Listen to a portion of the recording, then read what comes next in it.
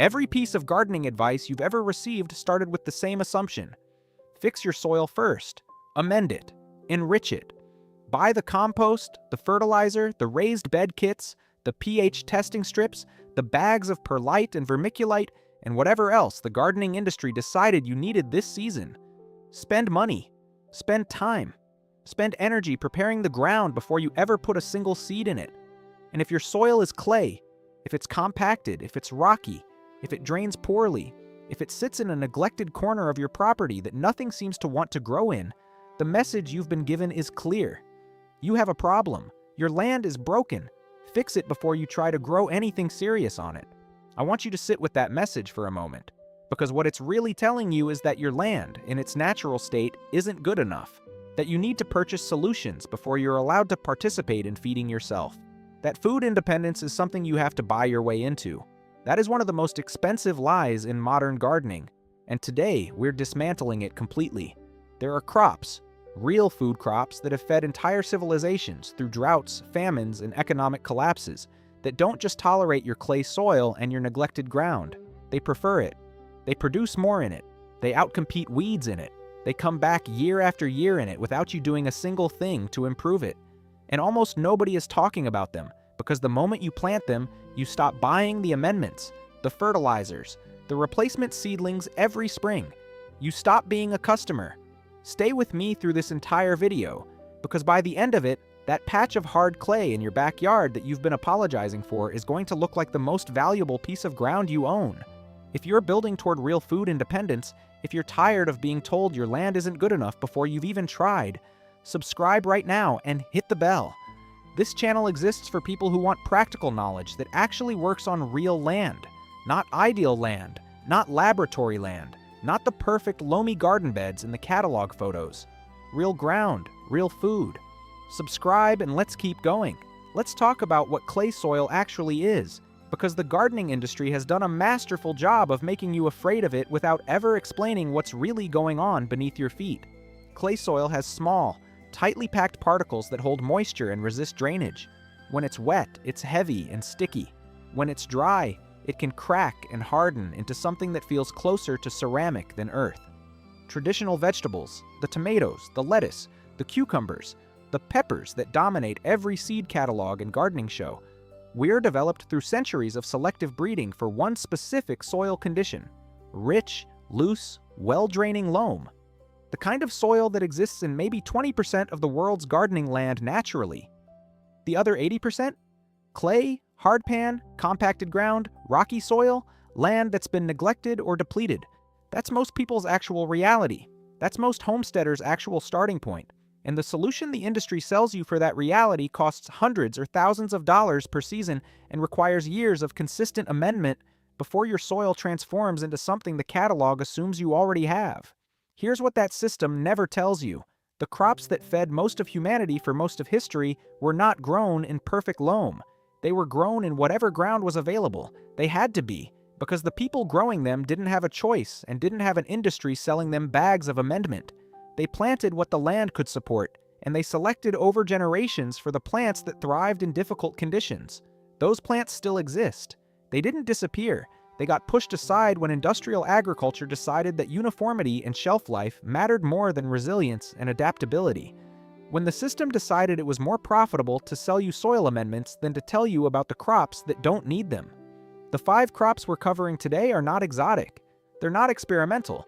Every single one of them has a documented history of feeding people through genuinely difficult circumstances, and every single one of them will grow in the clay, compacted, poorly draining ground that you've been told is your obstacle. Your obstacle is actually your advantage. Let me show you why. Crop 1 Skirret. Most people reading seed catalogs today have never heard of Skirret. That alone should tell you something, because for roughly 1,000 years across Europe and Asia, Skirret was one of the most valued root vegetables in existence. Roman writers described it. Medieval kitchen gardens considered it essential. It was a staple crop for ordinary people who needed reliable food from difficult ground season after season without significant labor investment. Then it disappeared from mainstream cultivation, not because something better replaced it, not because it stopped being useful. It disappeared because it couldn't be industrialized. The roots grow in clusters of multiple thin fingers rather than a single large uniform root, which means mechanical harvesting is impractical. You have to harvest it by hand. The food system decided that was a deal breaker, and Skirret got quietly removed from the conversation. But you're not running an industrial farm, you're feeding a household. And for feeding a household, Skirret is extraordinary. Here's what makes it remarkable for difficult soil specifically. Skirret is a perennial root vegetable, meaning once you establish it, and it comes back every year without replanting. The roots can be harvested in autumn and winter when almost nothing else is producing. The plant grows in heavy clay soil with poor drainage and doesn't just tolerate those conditions, it genuinely performs well in them. Clay holds moisture, and Skirret appreciates consistent moisture around its roots. The same waterlogged conditions that rot tomato roots are conditions Skirret manages without complaint. The flavor of Skirret roots is genuinely exceptional. Sweet, slightly parsnip-like, with an earthy depth that gets more complex after a frost. You can roast them, boil them, add them to stews. Medieval cooks considered them a delicacy.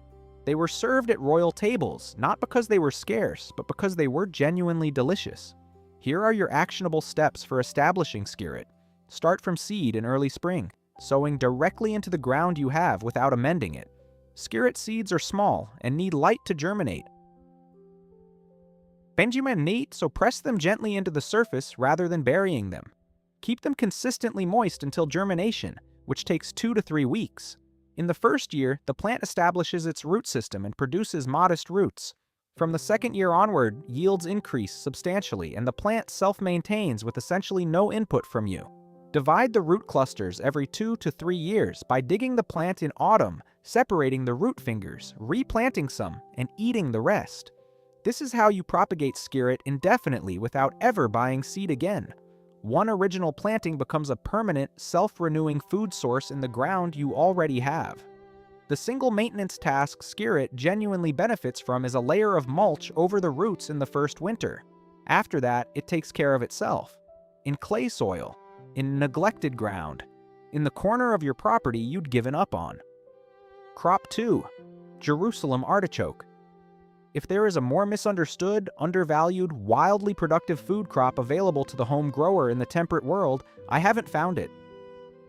Jerusalem artichoke, which is not from Jerusalem and is not an artichoke, is a native North American perennial sunflower that produces edible tubers underground with a yield per square foot that makes most vegetables look embarrassing by comparison.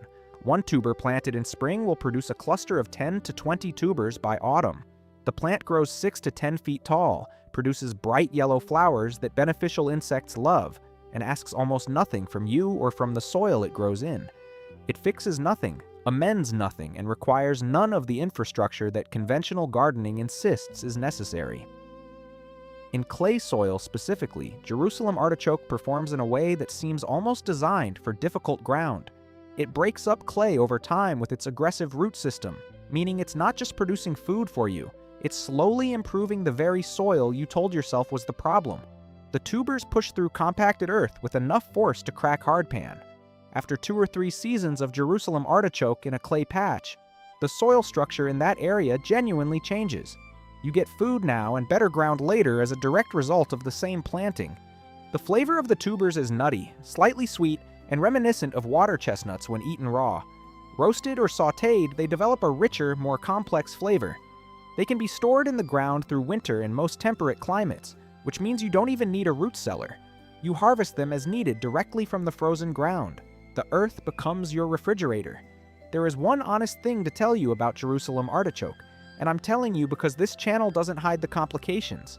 They can cause significant digestive discomfort in some people when eaten in large quantities, particularly when first introduced to the diet. This is because they contain inulin, a type of carbohydrate that humans can't digest but gut bacteria can, very enthusiastically. Start with small portions and increase gradually as your digestive system adapts. Most people find this is a non-issue after a few weeks of regular consumption. Your actionable steps for Jerusalem artichoke are almost embarrassingly simple. Obtain tubers in early spring, either from a specialty seed supplier, a farmer's market, or sometimes a grocery store that carries them. Plant them 4 to 6 inches deep and about a foot apart in whatever ground you have. Water them once if you remember, then leave them alone. By October, you will have more food than you planted by a factor of 10 or more. The one management consideration with Jerusalem artichoke is that it spreads aggressively. Any tuber left in the ground after harvest will produce a new plant the following year. In a dedicated bed or a contained area, this is exactly what you want.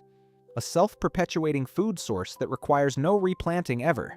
In a mixed garden space, plant it where spreading is acceptable or use a physical barrier. Once established in the right location, this plant feeds you indefinitely with zero annual investment.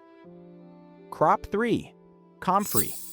Comfrey is not food in the conventional sense, though the young leaves can be eaten and have been eaten historically. What comfrey is, in the context of a survival garden on difficult soil, is possibly the most useful plant you can establish. Its role goes beyond direct food production into something that changes the entire productivity of everything around it. Here's what comfrey does that nothing else does as efficiently. Its roots grow deep, sometimes reaching 6 feet down into subsoil layers that your vegetables can't access. Those roots pull up minerals, particularly calcium, potassium, and phosphorus, from below the zone where your other plants are feeding. When comfrey leaves die back and decompose, those minerals are deposited directly into the topsoil layer where your crops can use them. Comfrey is, in practical terms, a mineral pump. It extracts nutrients from ground that other plants can't reach and delivers them to the surface. In clay soil, this function is transformative. Clay soils often have good mineral content but poor availability, meaning the nutrients are present but locked in a form that most crop plants can't access efficiently. Comfrey breaks that lock. Plant it at the edges of your growing areas and use the leaves as mulch and soil amendment for everything around it. You are creating fertility from ground that was supposedly infertile. The variety to plant is Bocking 14, a sterile cultivar that doesn't set viable seed and therefore won't spread through your entire property uninvited. It spreads only through root division, which means it stays where you put it and expands only as much as you allow it to, by dividing the roots yourself. Comfrey in clay soil establishes itself quickly because clay holds the moisture it needs during establishment. Once the root system is in place, which typically takes one full growing season, the plant is essentially indestructible. You can cut it to the ground multiple times per season, and it regrows with the same vigor each time. Each cutting gives you a batch of leaves to lay around your other crops as a living fertilizer application.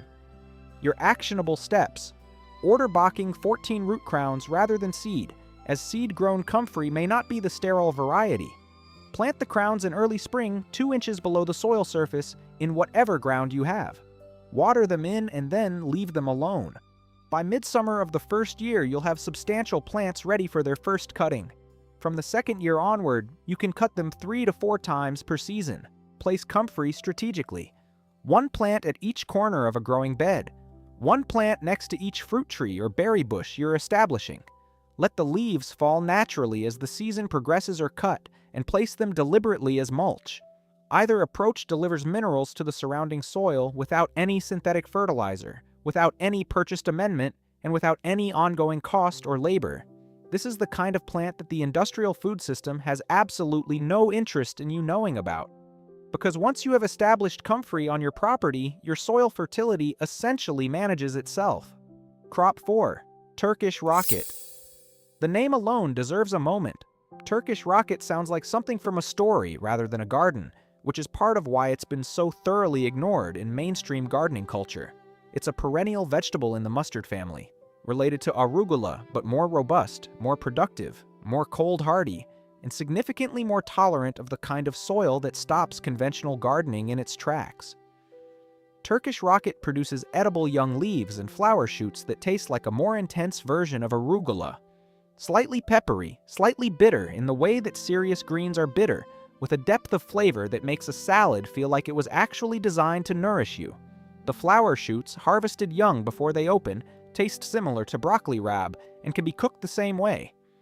Sauté them in oil with garlic, add them to eggs, throw them into a grain bowl. They're genuinely versatile. What makes Turkish Rocket remarkable for difficult ground is its root system. It produces a deep taproot that drills into compacted clay with the persistence of something that evolved specifically to deal with hard, difficult earth, because it did. It comes from the rocky, dry, difficult soils of Central Asia and the Eastern Mediterranean, regions where the ground is nothing like the ideal loam your seed catalog assumes. It was selected for survival conditions over centuries of cultivation by people who needed reliable food from unforgiving terrain. In your clay soil, Turkish rocket establishes in the first year and then maintains itself with no input indefinitely. It's one of the earliest plants to produce in spring, giving you fresh greens weeks before anything else in the garden is ready. In a food independence context, that early spring production window is critically important. Late winter and early spring is historically the hunger gap, the period before the summer garden produces but after stored winter food has run low. Turkish rocket fills that gap reliably, in difficult soil, year after year. It also self-seeds readily, which means once you have one plant, you have a gradually expanding colony that requires no ongoing investment from you at all. Manage the self-seeding by harvesting before the seed pods mature in areas where you want to control spread. Let it seed freely in areas where you want it to naturalize.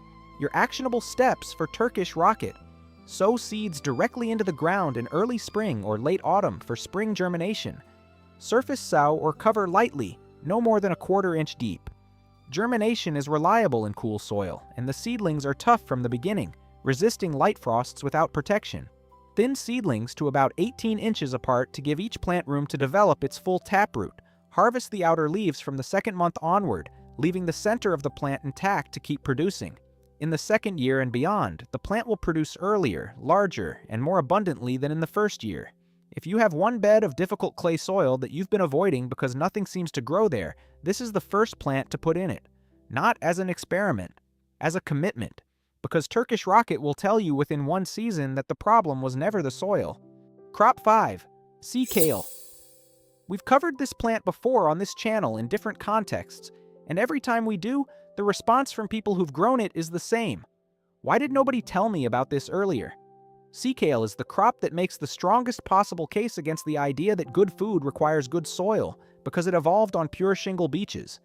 Gravel, sand, coastal rubble, ground with essentially zero organic matter and drainage so aggressive that water disappears the moment it falls. If that plant can be eaten and can thrive in beach gravel, it can thrive in your clay. It will look at your clay and feel like it's moved into a luxury apartment. Sea kale is a large perennial brassica that produces edible shoots in early spring when they're forced up through the soil before light exposure turns them green. The forced pale shoots, produced by covering the crown with a pot or a mound of material to exclude light, have a flavor that serious cooks have described as one of the finest vegetables in existence. Nutty, tender, slightly sweet, with none of the bitterness of mature brassicas. They were considered a delicacy in British kitchen gardens of the 18th and 19th centuries, and were served at the tables of people who had access to literally anything they wanted to eat. They chose sea kale. Then industrial agriculture decided it couldn't be scaled, and it vanished from common knowledge within a few generations. Beyond the forced shoots, sea kale produces large, glaucous, blue-green leaves throughout the growing season that can be used as cooked greens. The flower shoots, harvested young in late spring, are edible and taste similar to broccoli. The plant eventually grows into a large, substantial perennial that occupies its space permanently and provides food across multiple harvest windows within a single season. In clay soil, sea kale establishes slowly in the first year as it develops its substantial root system, but from the second year onward it's essentially maintenance-free. It doesn't need fertilizing, it doesn't need regular watering once established. It doesn't need protection from most pests, because the thick, waxy leaves that evolved to handle coastal salt spray and wind are genuinely tough. Most insects that devastate conventional brassicas like cabbage and broccoli find sea kale significantly less appealing. Your actionable steps: start sea kale from root cuttings called thongs rather than seed if possible, as seed-grown plants take an additional year to reach productive size. Thongs are sections of root planted in early spring about 2 inches deep and a foot apart. If starting from seed, sow in pots in late winter and transplant when seedlings are a few inches tall. In the first year, let the plant grow freely without harvesting to build root reserves. In the second year, you can force a small harvest from each plant by covering the crowns in late winter before growth begins. Full production begins in year 3 and continues indefinitely. The covering method for forcing is simple: an upturned bucket, a clay forcing pot if you want the traditional approach, or a mound of soil or straw built up over the crown in the late winter. Exclude light completely. Check weekly from late February onward. Harvest when the shoots are 6 to 8 inches tall, before they begin to turn green at the tips. After harvest, remove the covering and let the plant grow normally for the rest of the season to rebuild its reserves for the following year. One established sea kale plant in clay soil that you do nothing to improve will provide you with a harvest window in early spring, another in late spring from the flower shoots, and edible leaves throughout summer. That's 3 separate food production windows from a single perennial plant that costs nothing to maintain after establishment. Put 3 or 4 plants in that neglected clay bed and you have a serious, permanent contribution to your household food supply. Putting it together, your clay soil food system. Let's step back for a moment and look at what you actually have when these 5 crops are established together on difficult ground. Skirret gives you sweet, substantial root vegetables through autumn and winter, harvested from ground that other roots can't penetrate. Jerusalem artichoke gives you prolific tuber production that improves your soil while feeding you and stores itself in the ground through winter. Comfrey builds fertility continuously, pulling minerals from deep soil and depositing them at the surface where your other crops benefit. Turkish rocket gives you greens from the very beginning of spring through the early hunger gap when your stored food is lowest. Sea kale gives you multiple harvest windows from early spring through summer from a plant that once established requires nothing from you. These 5 crops together create a food production system that operates on the ground you have right now. Not the ground you're planning to build. Not the ground you'll have after 3 years of amendment. The ground that's sitting outside your door today, compacted and clay-heavy and ignored. The yield from this system in a modest planting, say a 20 by 20 foot area dedicated to these crops after 3 years of establishment, is genuinely significant.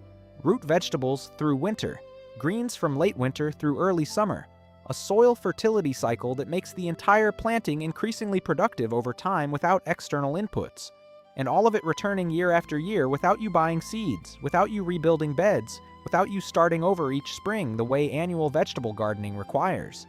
This is how resilient food production actually works. Not by fighting the conditions you have, but by choosing plants that are designed for those conditions. The crops that fed people through hard times were not grown in ideal circumstances. They were grown in available circumstances by people who understood that the land they had was enough if they planted the right things in it. The deeper truth. Here's what I want you to understand that goes beyond these 5 specific plants. The narrative that your soil needs to be fixed before you can grow serious food is a purchasing narrative. It exists to sell you things. It was never based on the full history of human food production, which is a history of people growing food in difficult, varied, imperfect ground all over the world for thousands of years before anyone invented the concept of a soil amendment product. The crops in every seed catalog, the ones your gardening content is built around, the tomatoes and peppers and lettuce and cucumbers, are not the full picture of what humans have grown for food. They're a narrow selection of crops that happen to photograph well, ship well, and require the kind of ongoing purchased inputs that make them profitable to the industry surrounding home gardening. The plants outside that narrow selection, the perennial vegetables, the deep-rooted ancient crops, the species that evolved in tough conditions because tough conditions were all that was available, those plants were systematically moved out of mainstream gardening culture not because they stopped being valuable, but because they stopped being profitable to sell around. You can opt out of that system right now. Not in 2 years when your soil is improved. Not after you've bought enough amendments to transform your clay into loam. Right now, with the ground you have, in the condition it's in. Every one of the 5 crops we covered today can be in your ground this season. By next autumn, you will have food from ground that you were told was your problem. By the season after that, you will have more food from that same ground, and the ground itself will be improving because of what you planted in it rather than what you spent on it. That patch of hard, neglected clay that you've been apologizing for is not a liability. It's the beginning of something that will feed you and your household for decades without asking anything back from you except the decision to plant the right things in it. Make that decision.